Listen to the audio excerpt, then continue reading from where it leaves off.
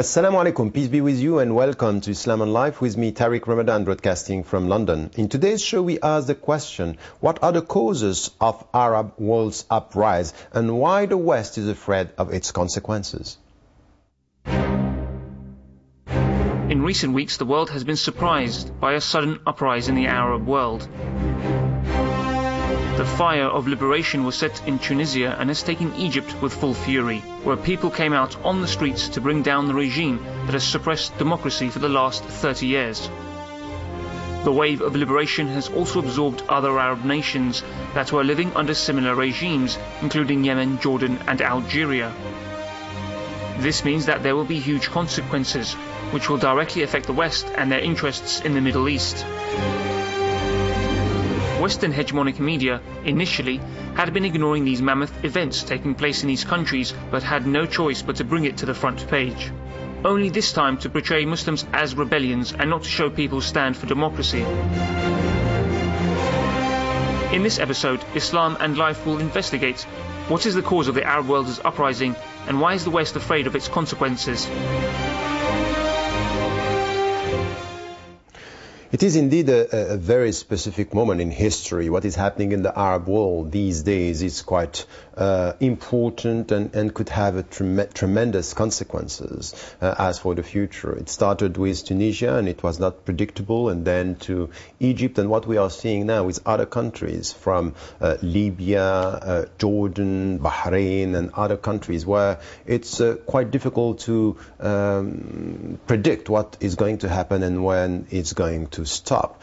Still, many people are asking why now, and are they revolutions? Are they succeeding to get a new regimes, or is it only that we are removing dictators from their position and still the situation remains the same within the country? Where are we and what could be expected from what is happening in the Arab world? These are critical questions for the Arab world, for the Middle East, for the peace process between Israel and Palestine, and for the future of the relationship between the West and the Muslim majority countries and the Middle East, knowing that in the West we have been silent about the collaboration between Western countries and dictators and regimes that were just repressing people, no freedom, torture. We're accepting this because what we got in the West was it's between dictators and radical Islamists. Very simple binary vision of the reality. We have to try to understand why this happened and how could be the future. So, to answer all these questions, I'm joined by James Denselow, a journalist and author. Thank you so much for being with us. Let us start with the first question that were put by many people. Why now and what is really happening? Is this something which is coming from nowhere? Is this coming from radicals? Is it coming from people? Let us get a sense of, the Middle East, these countries. How would you explain what is happening? Well, I think it wouldn't come as a surprise to observers of the Middle East, the state of the countries involved here. There's clearly an untenable element to the social and economic conditions in these countries. There is very few political freedoms. There are leaders that have been in charge for decades. And I think what's happened now is we've reached a point of no return, and simply this unsustainable situation, the dam broke and the genie is now out of the bottle. I think there's two things we can look at more specifically that triggered events. The first is the incredible rise in food prices over the last year that has affected some 44 million people, put them into poverty, according to the president of the World Bank.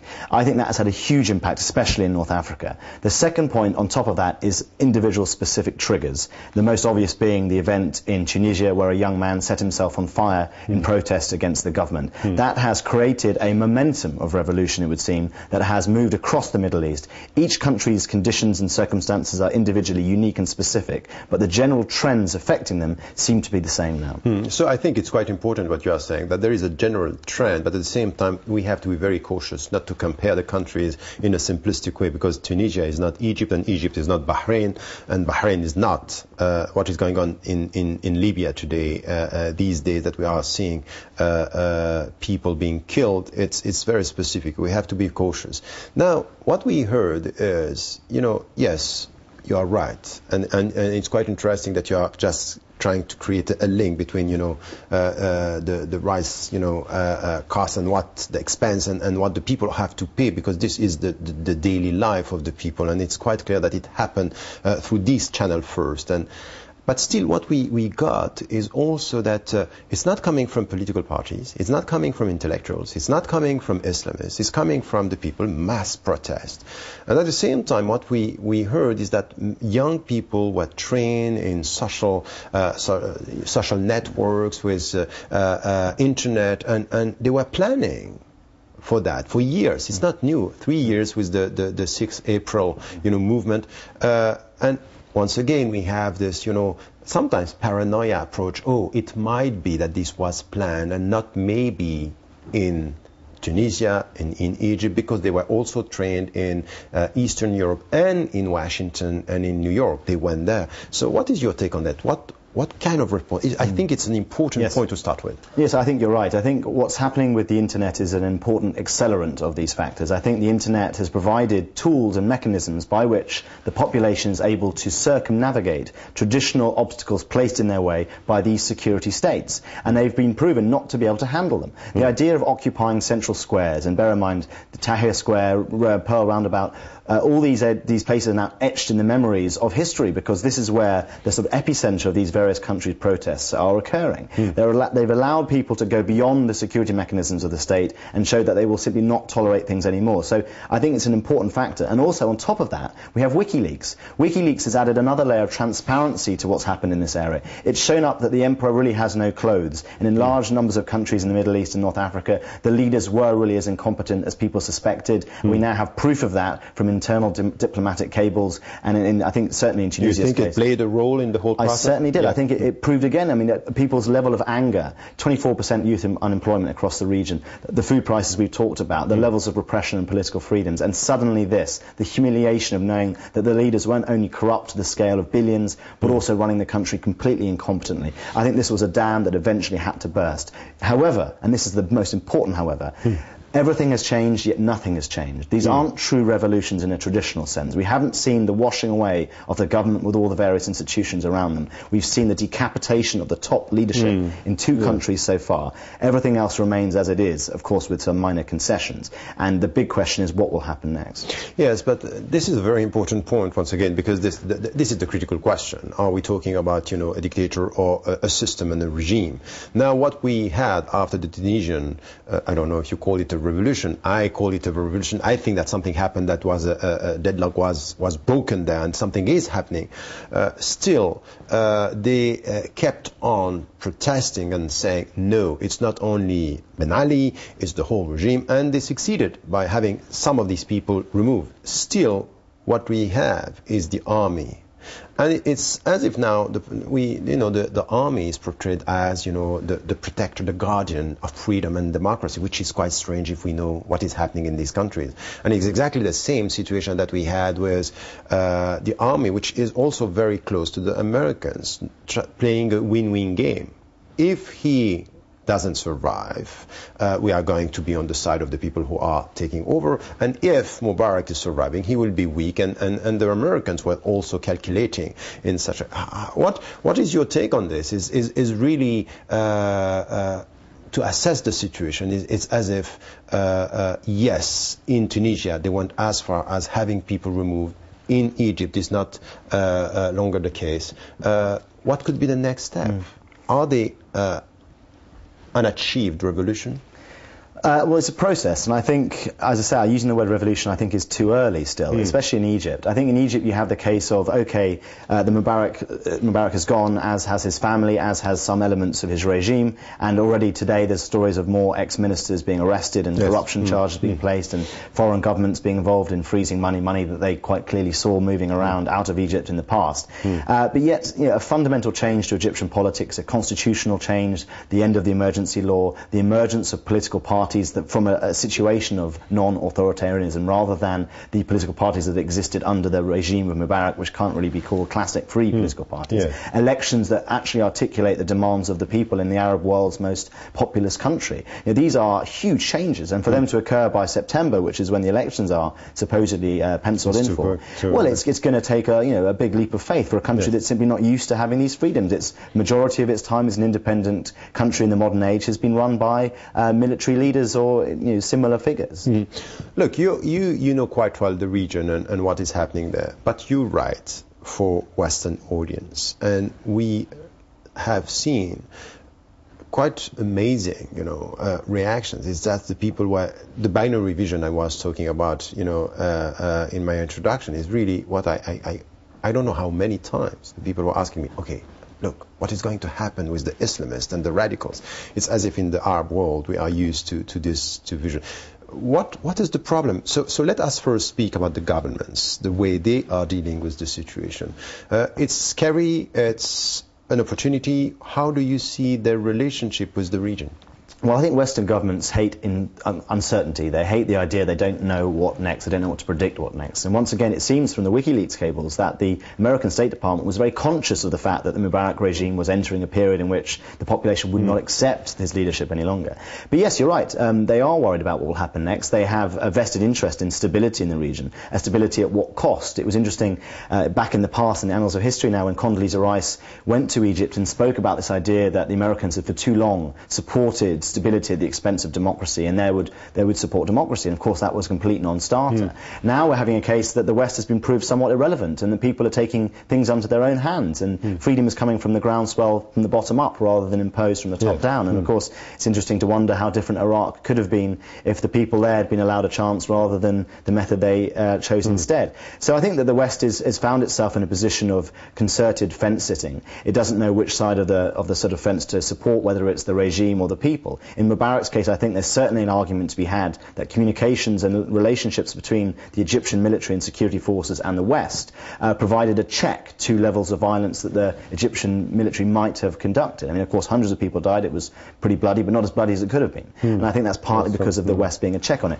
The West is, of course, not a check in countries like Libya, where there is no relationship between the senior military in the same sense. So I think the West has a kind of Janus-faced approach to these things. It is concerned about what's happening next. I think its values and its population would certainly support the idea of democracy. The idea of this Islamist threat, I think, is based upon what the leaders of these countries, like Mubarak, have been saying for decades. It is either me or them. I think a dichotomy that is, of course, unrealistic, because he was the person asking the question as well as answering it. So I think, but don't you think that we also get that coming from, we got that from governments, for example? Once again, we heard this coming from the French president, from Cameron here, talking about we have to be cautious because Islamists are not far. Well, I think if you look at Egypt, you have the case that because Mubarak clamped down on political space and controlled political space, one of the few areas in which political space could emerge was, of course, the mosque, and the Muslim Brotherhood is a separate organisation, albeit one that was, of course, repressed in its own way. And I think that people looking at things as they are now will see an absence of the sort of free political parties and debates you may consider or not to be existing in the West. And I think they're concerned that simply there is no other options at present. The question will be, as I mentioned earlier, whether in this interim period of custodial governance that the military is having in Egypt, whether freedom and political parties can emerge, and whether they will show there are a huge rainbow of options and ideas rather than simply one or the other. And I think that's, of course, what we're all hoping for. Yes. You are a journalist. When you now have to assess what happened with the coverage of all these uprisings, are you happy? Do you think that this was a fair coverage, or do you think that we saw ideology projecting on this coverage and distorting the image? I think the coverage was fair in the sense that the coverage was so rapid. I mean, things are moving so quickly, and who knows what will happen today, tomorrow. And I think ultimately the coverage was so desperate to try and find out what is happening. It never really stopped to have that level of analysis and speculation as to what could happen next. The story, I don't think, really has been about what will happen post-Mubarak, really. The story was, will Mubarak go or stay? And of course, I think that articulates the greater sense of demand from the whole region. They know what they don't want. They don't want the same leaderships they have had. They don't know necessarily what they do want. And of course, until until we're closer to that, we'll be asking that question every day. So if we have to move on, what we are seeing in the region is, in Libya, it's now very serious. No one could have predicted that it could happen there, because we know how much he's tough and he's very ready to kill the people in the name. And he was the first one to say to Ben Ali, you should have stayed until the end of your life, and this was a blessing for your country. So we know how he is on that, and it's still happening there. In Bahrain we have also uprisings and protests. We have this in Mauritania, we had it in Yemen. It's now around. So how do you see the future? Do you think that this could be really the starting point of something which is a tremendous change in the Arab world? Well, I think we can certainly say it has been momentous in Egypt and Tunisia. And Libya is far more concerning because, as you point out, there's far more violence happening every day certainly the last 3 days, and that is deeply worrying. Reports of the Libyans using their own fighter jets against their population, heavy weapons used against civilian protests. There could be a point in Libya where the government's willingness to use extreme amounts of force will simply drown out any ability of protest, because it's simply going up against a sort of a huge power in the form of the state security forces. So I think Libya is a huge test, really, because you look at the difference between the Western-supported regimes that seem to be far more sort of forced by their external patronage somewhat to make concessions to these crowds, whereas Libya does not have that same level of reliance. BP's pulling out today, as is the British foreign diplomatic teams, as others will do as well. And it'd be interesting to see, once they don't have that level of checks and balances externally, whether they'll feel fit to simply annihilate levels of their population until this thing blows over. Yeah, so let us talk about us now. You have been covering this. I have been asked to talk. I don't know how many lectures I gave on that. And something which was quite clear. And it's not usual when you speak about, the Arab world, the Muslim majority countries, and say, this was the time during this is a time during the last few days and weeks that when you speak, you feel that we agree on the fundamentals. It's about democracy, it's about freedom. We want what you also want, the same values, the same principles, equality, freedom, and dignity. So this is where, from where I was speaking, you feel that, okay, there is here a connection. This is something that we are sharing. From where you are as a journalist, but also as someone who is living in the UK, a citizen, what should be our responsibility? We can just sit down and observe, okay, it's happening there, but I think that we have a responsibility. What could be our responsibility as people looking at these individuals living in the West or living in any other country towards this, uprisings and supporting the principles that they are trying to share?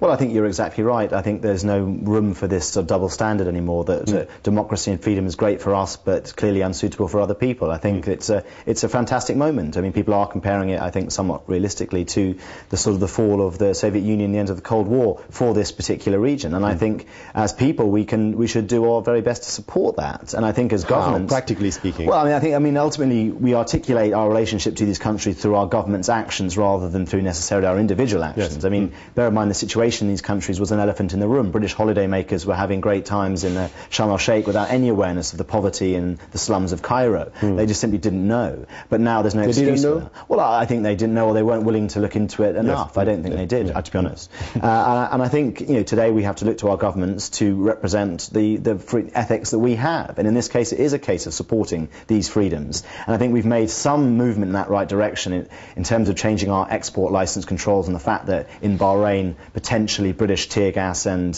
crowd control equipment was used against the protesters. You see the fact that it was in Tahrir Square, it was American-made M1A1 Abraham tanks that were standing idly by on the corner of the square, not used, but imagine if they had been used. The point was that the West is very much there, very much part of this story. Yes. And as governments, I think people have to make sure. David Cameron's the first Western leader to go to Egypt today. Yes. And I think it'd be very interesting to hear what he has to say in terms of making sure that the commitment that the British government that has in terms of reflecting its peoples. But it could be also something that we have been repeating, that instead of telling us that in Britain multiculturalism is failing, it's just to take this as exactly the opposite. Look, these people, they are Muslim, and this is what we are sharing. So use your citizens just to come with the common voice and the common values that we have, that we want democracy in the Arab world. It's as if we are always dealing with two different realities, and we don't look at our own people. And I think that for the Western Muslims, there is a great deal of responsibility here to be very much vocal, much more vocal, and support this movement by saying, this is what at the end of the day, what is going to happen there will have a tremendous impact on us here on many levels, immigration and education and development. And I don't see enough vocal presence here in the West. So if you have to get just quite quickly the two first steps, what do you think we have to do in order to help these revolutions to succeed? Well, I think the first thing is very obvious. Get out of the way. If we are in the way at all when it comes to the movement of these people, whether it's supplying the governments with oppressive equipment or diplomatic and economic support that allows them to maintain their rule, then I think we can't really justify that any longer. I think we have to be very clear about that. We should not be getting in the way of these people's freedoms coming as they are on a day-to-day basis across the region. That's the first thing. I think the second thing is we have to be far more obvious about our narrative. Tell people where we stand as governments. We don't just issue kind of pithy press statements from the Foreign Office saying we're deeply concerned. Let's be up in front about our support to the uprising against things that were never sustainable and should never have been supported for so long. Which unfortunately didn't come from European countries. Not yet. Not yet. You think it will come? Well, it's fence sitting. I think as soon as they see there's a winner, they're more likely to back them. Okay.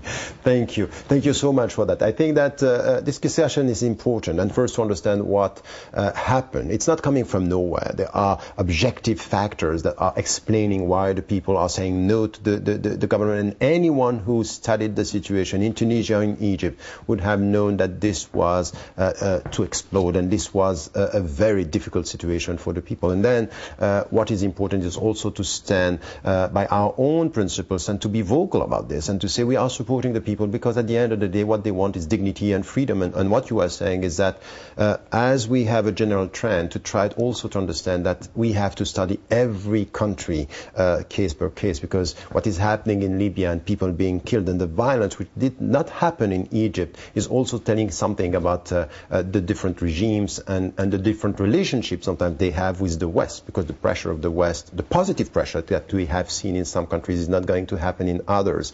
And then at the end of the day also, from where we are, to be involved in the discussion and to ask our governments, our Western governments, to be consistent with our own values. Is democracy for us, democracy for all, and it means to be on the side of the people and to take a stand which is more clear than what we got during over the last few weeks with the silence of European voices on this. Not yet, as it was said, hoping that it will come. Well, that's all we have time for. Please let us know your thoughts and views on any of the shows you have seen, and here's the way to contact us.